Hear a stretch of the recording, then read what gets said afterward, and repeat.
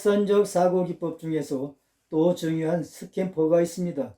스캠퍼는 제품 개선이나 신제품 개발에 매우 많이 활용이 됩니다. 이것은 대치, 결합, 혼합, 적용, 수정, 확대, 축소, 다른 용도 사용, 제거, 재배치 등 영어의 두 음자를 결합해서 스캠퍼라고 명명을 합니다. 스캠퍼 활용의 예를 표로서 설명드리겠습니다. 대치, 대신 사용할 수 있을까? 누가 무엇을, 성분을, 장소를 다른 것으로 바꿀 수 있을까? 종이컵, 나무젓가락, 고무장갑, 태양전지, 물침대 이런 것들이 예가 되겠습니다. 결합하기, 다른 것과 결합하기, 무엇과 결합할 수 있을까? 혼합하면 어떨까? 조합하면 어떨까? 전화기, 카메라와 컴퓨터를 결합한 것이 바로 핸드폰이 되겠죠. 다른 제품과 결합해서 새로운 기능 또는 폭넓은 용도의 확대를 만들 수가 있겠습니다. 적용하기, 조건, 목적에 맞게 조절할 수가 있을까? 번안하면 어떨까? 각색하면 어떨까? 비슷한 것은 무엇일까? 다르게 적용할 수 없을까? 장미덩굴에서 철조망을 생각하고 산후원가시에서 벨크로를 생각합니다. 수정, 확대, 축소, 색, 모양, 형태 등을 바꿀 수 없을까? 확대하면 어떨까? 줄이면 어떨까? 변형하면, 빈도를 높이면, 생략하면, 간소하면, 분리하면, 작게 하면, 짧게 하면, 크게 하면, 넓게 하면, 깊게 하면 이런 것들이 수정, 확대, 축소의 질문이 되겠습니다. 포스트잇, 워크맨, 노트북, 마트로시카 인형. 마트로시카 인형은 러시아의 인형인데 인형 속에 인형이 겹겹이 있는 것을 말하죠. 다른 용도로 사용하면 다른 용도로 사용할 수 없을까? 수정하면 맥락을 바꾸면 보톡스 주사는 원래 눈가에 주름을 없앤다든가 눈가가 깜빡거리는 그런 현상을 치료하기 위한 치료제였었는데 지금은 피부를 탱탱하게 하는 그러한 용도로 많이 사용하고 있죠. 다른 용도로 사용해서 성과를 얻는 경우가 많이 있습니다. 최근에 코로나로 인해서 코로나 치료제가 없으니까 말라리아 치료제가 바로 코로나 치료제 대용으로 다 사용하고 있는 경우가 되겠습니다. 제거하기, 삭제, 제거할 수 있을까? 없애면 어떨까? 줄이면 어떨까? 압축하면 어떨까?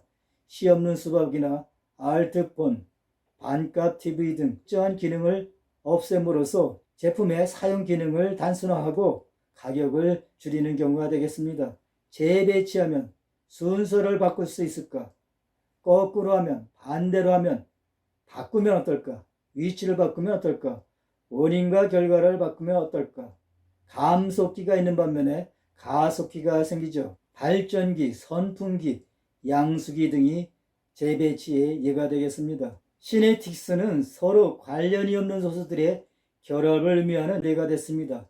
관련이 없는 것을 연결하는 것이 천재들의 사고방식 중에 하나가 되죠. 이는 시네틱스를 창립한 고든이 개발한 것으로 유사한 문제의 인식을 촉진합니다. 여러 개의 유추로부터 아이디어나 힌트를 얻는 방법이죠. 이는 이질수나 낯선 것을 친숙한 것처럼 또는 순질이와 친숙한 것을 낯선 것처럼 생각하는 과정이 되겠습니다. 서로 다르고 언뜻 보기에 관련이 없는 것 같은 요소를 연결시키는 것이죠. 비관련성이 있어 보이는 것을 연결시키는 것을 말합니다. 어떤 사물과 현상을 관찰해서 다른 사상을 추측하거나 연상하는 것을 말합니다. 친숙한 것을 이용해서 새로운 것을 청하는 것과 친숙하지 않은 것을 친숙한 것으로 보는 것입니다. 고든은 비유를 활용했는데 비유는 사물, 현상, 사건 등의 유사, 비교 등의 관계를 나타내는 것으로 비유를 통해서 특정 사물과의 개념적 거리를 느끼고 고정관념을 깨뜨리고 새로운 대안을 창출할 수가 있습니다. 상상력을 동원해서 특이하고 실질적인 문제 전략을 이끌어내는 데 유용합니다. 이러한 시네틱스의 진행 절차로서는 문제를 제시한다. 팀원들에게 문제를 제시해야 되겠죠. 해결 목표의 설정, 해결해야 할 문제를 목표의 형태로 구체적으로 기록합니다. 그런 다음에 유추 요구의 질문을 합니다. 사회자는 목표의 근거, 유추한 것에 어떤 것이 있는지를 질문합니다. 이러한 질문에는 4가지 유형이 있는데 직접 유추, 창조하려는 대상과 다른 것을 선택해서 두 대상을 직접 비교 검토하는 것입니다. 예를 들면 우산으로 낙하산의 원리를 파악하는 경우가 되겠죠. 의인 유추, 자신이 해결하는 대상이 되어보는 것입니다. 자신이 직접 자동차가 되어 자동차가 겪는 어려움을 생각합니다. 상징적 유추, 두 대상물 간의 관계를 기술하는 과정에서 상징을 활용합니다. 즉, 마케팅은 성공의 천사이다. 환상적 유추, 환상적이고 신화적인 유추를 하는 것이죠. 예를 들면 하늘을 나는 자동차가 되겠습니다. 이렇게 유추 요구에 질문을 하면 유추를 선택해서 각 도출된 안들 중에서 과제 해결에 사용할 수 있는 것을 선택하는 것을 말하죠. 그런 다음에 유추를 검토합니다. 해결 목표에 따라 상세한 힌트를 찾고 검토를 하죠. 가능성을 연결한다. 도출안을 현실적으로 쓸 수 있는 아이디어로 연결해야 되겠죠. 유추는 직접적으로 현실적인 아이디어가 아니죠. 이것을 통해서 현실적인 아이디어를 찾는 것이 바로 가능성을 연결하는 과정이라고 볼 수가 있겠습니다. 그런 다음 해결책을 만들어서 작성하면 되겠습니다. 토니 부잔이 창안한 마인드맵은 좌우 내의 기능을 유기적으로 연결한 사고력 중심의 두뇌 개발 기법이 되겠습니다. 마인드맵이란 생각의 지도란 뜻으로 무순서, 다차원적인 특성을 가진 사람의 생각을 읽고 생각하고 분석하고 기억하는 것들에 대해 빈 종이 위에 이미지, 핵심 단어, 색과 부호를 사용해서 마음의 지도를 그려나가는 기법입니다. 이 기법은 복잡한 아이디어를 빠르고 쉽게 파악할 수 있고 아이디어 간의 관계를 확인하는 것이 편리하며 새로운 통찰력을 얻을 수 있는 가능성을 높여줍니다. 마인드맵의 장점은 두뇌에 숨어있는 잠재적 가능성을 쉽게 끌어낼 수가 있고 신속하게 시작하고 짧은 시간 동안 많은 아이디어를 발상해 낼 수가 있습니다. 우뇌, 좌뇌 전체를 활발하게 움직이게 하여 작은 공간에 많은 양의 정보를 표현할 수가 있습니다. 또한 우뇌 기능인 색상을 활용해서 집중력과 기억력 등을 높이기 위해 가지별로 다른 색상을 사용할 수가 있습니다. 같은 가지에서는 핵심 단어를 반복하여 사용하지 않도록 하는 것이 중요합니다. 첫 단계는 중심 이미지를 그리는 것입니다. 먼저 나타내고자 하는 주제를 종이의 중앙에 함축적으로 나타냅니다. 주제를 이미지로 표현하는 것을 중심 이미지 또는 핵심 이미지라고도 합니다. 중심 이미지는 함축적인 단어, 상징화된 그림, 기호, 사파, 만화, 사진이나 인쇄물 등으로 나타낼 수가 있습니다. 주제를 가장 효과적으로 시각화하면서 상상력을 자극할 수 있는 방법을 택합니다. 예제에서는 중심 이미지를 마케팅으로 합니다. 중심 이미지가 정해지면 다음에는 주가지를 정해야 되겠습니다. 중심 이미지로부터 연결된 가지를 주가지라고 합니다. 중심 이미지 쪽 가지는 굵고 그 반대 가지는 가늘어지게 곡선을 유지하도록 합니다. 주가지 위에 핵심 단어, 명사, 동사, 형용사, 부사 등 쓸 수가 있습니다. 그 이유는 중심 이미지가 그림이므로 주가지에 그림이 다시 나올 때에는 생각의 폭이 넓어져 혼돈을 일으킬 수가 있기 때문입니다. 중심 이미지를 마케팅이라 하고 주가지를 마케팅의 개념을 씁니다. 고객가치, 창조, 알림, 전달 이렇게 해서 주가지가 작성이 완료가 됩니다. 주가지를 정하게 되면 그 다음에는 주가지와 연결된 두 가지를 작성해야 되겠습니다. 주가지로부터 연결된 가지를 두 가지라고 합니다. 두 가지는 주가지보다 작고 가늘게 나타나며 두 가지 위에는 핵심 단어, 그림, 기호, 약화 등으로 표현할 수가 있습니다. 양적 내 기능을 사용해서 효과를 높이기 위함이죠. 또 부가지 작성 시 주가지별로 차례대로 작성하지 않아도 됩니다. 중심 이미지와 주가지가 이미 연결성을 갖고 집중해야 할 생각을 회고하고 확고하게 만들어 놓고 있으므로 부가지 경우 생각이 먼저 떠오르는 쪽을 선정해서 연결해도 생각의 혼란이 일어나지가 않습니다. 부가지는 생각이 이어지는 한 가지를 계속 그려나갑니다. 중심 이미지가 마케팅으로 설정했죠. 주가지는 고객가치, 창조, 알림, 전달이 되겠습니다. 이 중에서 창조의 두 가지는 통찰력, 혁신, 관찰 등이 되겠습니다. 만일에 고객가치의 두 가지를 그린다면 기능적 가치, 상징적 가치, 상황적 가치, 지적 가치 등이 되겠죠. 이렇게 해서 마인드맵 설명을 끝내겠습니다. 연꽃 기법에 대해서 설명드리겠습니다. 연꽃 기법은 연꽃 모양으로 아이디어를 발상해 나가는 사고 기법으로 아이디어나 문제 해결의 대안을 다양한 측면에서 얻기 위해서 활용이 됩니다. 주로 기존의 기술이나 제품을 응용하여 새로운 방법을 찾으려고 할 때나 미래 시나리오를 가상으로 만들 때 적용이 됩니다. 연꽃 기법은 마인드맵의 자유로움과 스토리보드의 구조가 결합된 창의력 사고 기법이 됩니다. 일본 크로바 경영연구소의 마스무라 야스오가 개발했다 하여 MI 기법이라고도 합니다. 기본적으로 연꽃에서 힌트를 얻은 아이디어가 됩니다. 연꽃의 꽃잎들은 가운데를 중심으로 밀집되어 있으면서 바깥으로 펼쳐지게 됩니다. 연꽃 기법은 아이디어, 문제, 이슈, 주제 등을 세 칸과 세 줄로 이루어진 표에 배열하는 데서부터 시작을 합니다. 가운데 네모칸을 둘러싸고 있는 8개의 칸은 연꽃잎이 배열된 모습과 유사하죠. 해결책, 아이디어, 독창적인 정도, 주제의 확대 등 핵심 아이디어와 관련이 있는 것들이 꽃잎이 됩니다. 이러한 프로세스를 한 번 반복한 후에는 중앙을 둘러싼 아이디어들이 새로운 연꽃의 중심부가 될 수가 있습니다. 이러한 연꽃 기법의 장점은 집단이나 개인이 아이디어나 대안을 얻기에 유용한 방법으로 기존 기술이나 제품을 응용하는 새로운 방법을 찾으려고 할 때 유용합니다. 또한 다양한 아이디어를 이끌어낼 수 있고 독창적인 아이디어가 많이 표출될 수가 있습니다.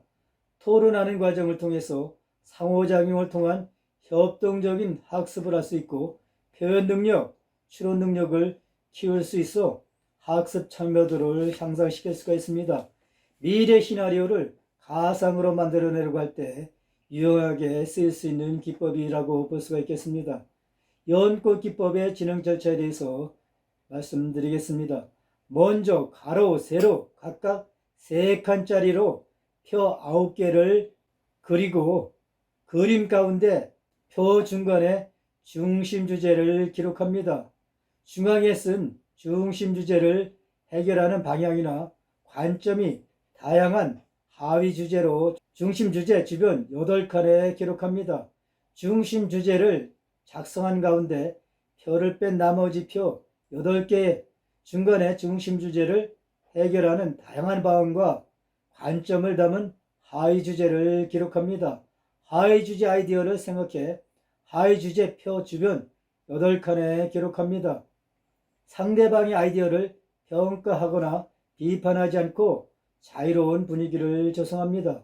개인이 아이디어를 작성하면 중심 주제를 해결하는 하위 주제에 따른 각 아이디어를 조합해서 가장 좋은 세 대안을 만듭니다.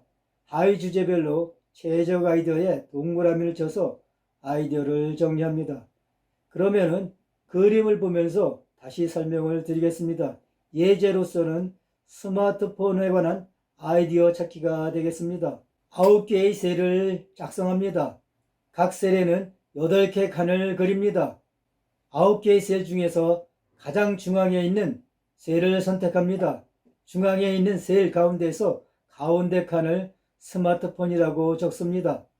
그런 다음에 A, B, C, D, E, F, G의 스마트폰에 관한 아이디어를 적습니다.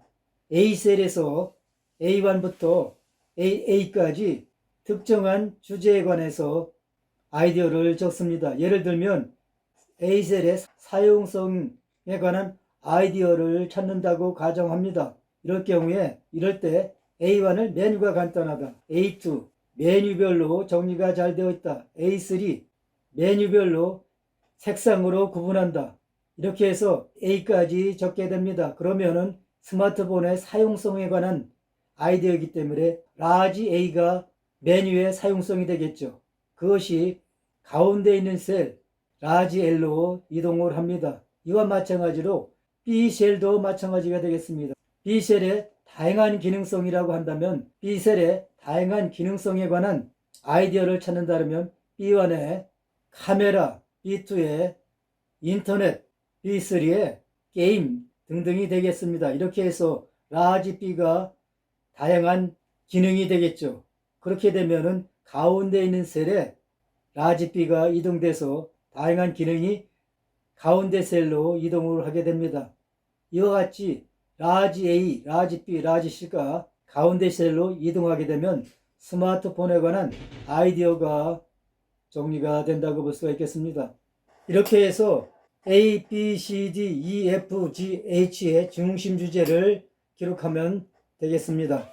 지금까지는 확산적 사고기법에 대해서 설명을 드렸는데 지금부터는 수렴적 사고기법에 대해서 설명드리겠습니다. 수렴적 사고기법은 다량의 아이디어 중에서 최적의 아이디어, 즉 소수의 아이디어를 선정하는 기법이 되겠습니다. 그 중에서 PPC 기법에 대해서 먼저 설명을 드리겠습니다.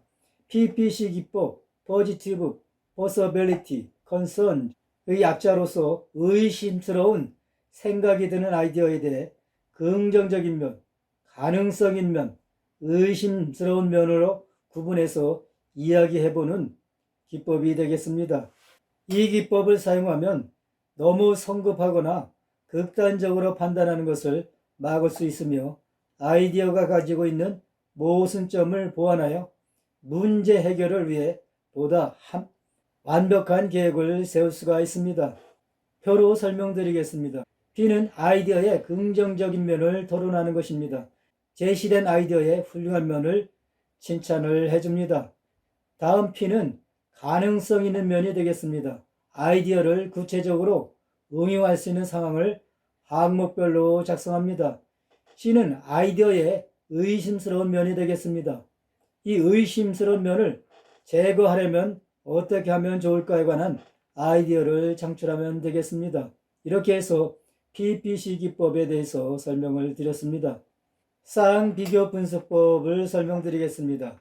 접근법은 두 안이 모두 좋은 경우에 갈등을 느끼게 되는 경우가 되겠죠. 이와 마찬가지로 쌍비교 분석법은 많은 대안들이 모두 중에서 무엇을 먼저 실천하거나 처리할지 판단하고자 할 때 사용하는 기법이 되겠습니다. 모든 것이 다 중요하다면 어떤 것을 그 중에서 먼저 선택을 해야 될 것인가 고민스러운 문제가 되겠죠. 그것을 해결해 줄 수 있는 방법이 쌍비교 분석법이라고 볼 수가 있겠습니다.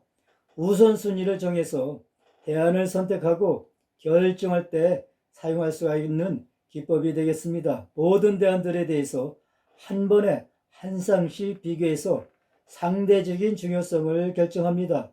노력과 시간이 많이 들지만 아이디어들이 모두 중요해서 우선순위를 정하기 힘들 때 적절하게 사용할 수가 있습니다.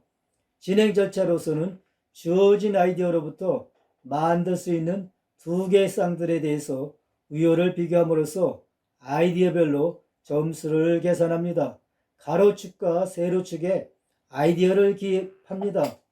세로축의 아이디어가 더 좋으면 플러스 1, 같으면 제로, 나쁘면 마이너스 1로 기록하면 되겠습니다. A안이 B안보다 좋으면 플러스 1, 같으면 0, 나쁘면 마이너스 1을 기록합니다.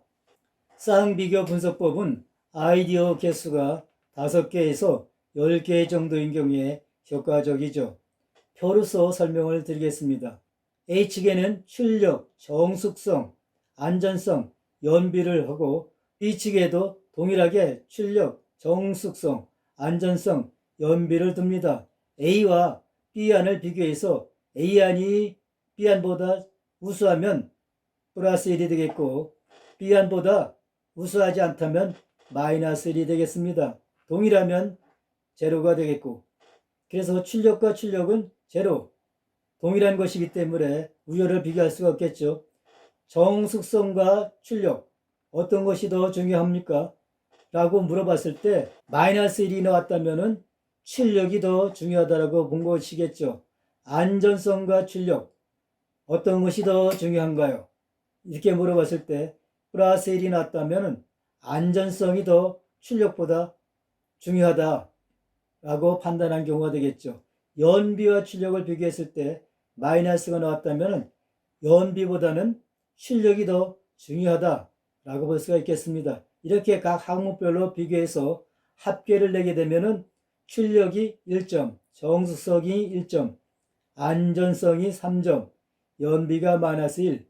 그래서 합계로 봤을 때 순위가 안전성이 1위, 출력과 정숙성이 동시 2위, 연비가 4위가 되겠습니다. 가장 중요한 부분이 안전성이 되겠죠. 이렇게 여러 가지 속성 중에서 어떠한 속성이 더 중요한가 라고 평가를 하려고 하면 쌍비교 분석법을 활용하면 되겠습니다. 브레인스토밍은 다량의 아이디어를 산출하는 기법이지만 역브레인스토밍은 다량의 아이디어 중에서 소수의 안, 즉 최적의 안을 선정하는 수렴적 사고 기법이라고 볼 수가 있겠습니다. 역브레인스토밍은 핫포인트 회사가 고안해낸 기법으로서 대안이 가지고 있는 부정적인 측면과 가능한 모든 약점에 대한 아이디어를 창출하는 것입니다. 브레인스토밍은 문제 해결이나 상황에 대해서 아이디어를 다량으로 창출하는 기법인 반면에 역브레인스토밍은 창출한 아이디어를 실제 상황에 적용하거나 실천할 것을 예상해보고 아이디어에 대한 비판점이나 문제점, 약점만을 생성하는 기법이라고 볼 수가 있겠습니다. 아이디어가 가질 수 있는 약점들을 모두 발견해내고 아이디어가 실천될 때 잘못될 수 있는 것을 예상한 후 최선의 해결 방법을 찾는 기법이라고 설명을 드릴 수가 있습니다. 이러한 역브레인스토밍을 할 때는 평가할 대안의 수가 10개 이내인 경우에 활용하는 것이 효과적이죠. 아이디어를 만들어낸 사람이 아이디어 평가에 참여할 수 있고 첫 번째 아이디어에 대한 비판을 모두 하고 나면 두 번째 아이디어를 비판하는 것입니다. 약점이 가장 적고 문제를 잘 해결할 수 있을 것 같은 아이디어를 선택합니다. 그 다음의 단계는 실천을 위한 행동계획을 세우면 되겠죠. 역브레인스토밍의 진행 절차를 설명해 드리겠습니다. 모든 것이 목표와 문제가 있어야 되겠죠. 이와 마찬가지로 역브레인스토밍도 하는 목표와 문제를 확인합니다. 종이에 선정된 아이디어의 목록과 함께 목표와 문제를 제시합니다. 그런 다음에 아이디어에 대한 비판을 하기 시작합니다. 아이디어가 적힌 종이에 그 아이디어에 대한 반론을 기록합니다. 해결책 선정하기, 비판된 아이디어를 검토하고 수정해서 가장 적절한 해결책을 찾습니다. 마지막으로 실천 계획을 세우는 것이죠.